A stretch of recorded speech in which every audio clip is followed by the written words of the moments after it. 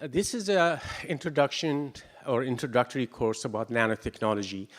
And nanotechnology deals with stuff that are very, very small in a nanometer scale. And nanometer is 1/1000th of meter. This is a size that is really, really hard to imagine. I'm going to give you a really quick example here.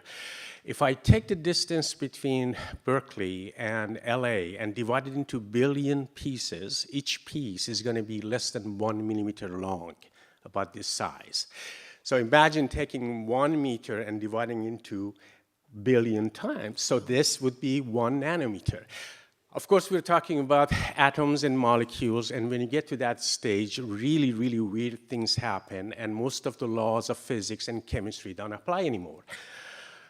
If you take a chunk of gold, which is, let's say, 1 ounce, it will melt exactly at the same temperature as a 10-pound gold at exactly 1,590 degrees Fahrenheit.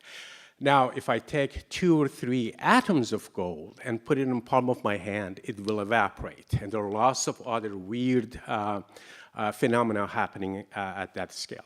So the first week, we're going to talk about atoms and molecules. The second week, we're going to talk about history of nanotechnology.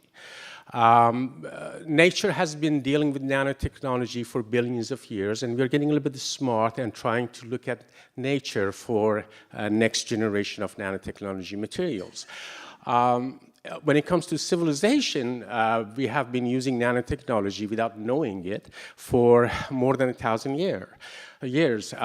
For example, stained glass is an example of nanotechnology. But the modern day technology, nanotechnology, started with a very famous speech by Richard Feynman in 1959, which basically stayed dormant for a while until about 25 years ago, it really exploded, and we'll talk about the factors that caused that progress. So for the next 3 weeks, we're going to talk about some specific examples of nanotechnology in electronic, in computers, in medicine, and there are almost 2,000 product that can be classified as nanotechnology byproduct.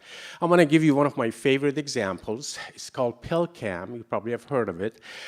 It takes a flashlight, a digital camera, and radio transmitter, and shrinks it to the size of a pill. And you swallow the pill, and as it goes through our piping system, it takes picture.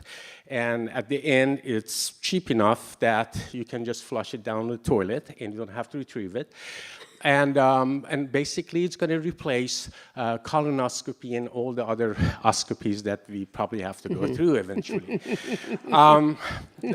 The last week is going to be non-technical issues like legal, ethical, and especially environmental issues.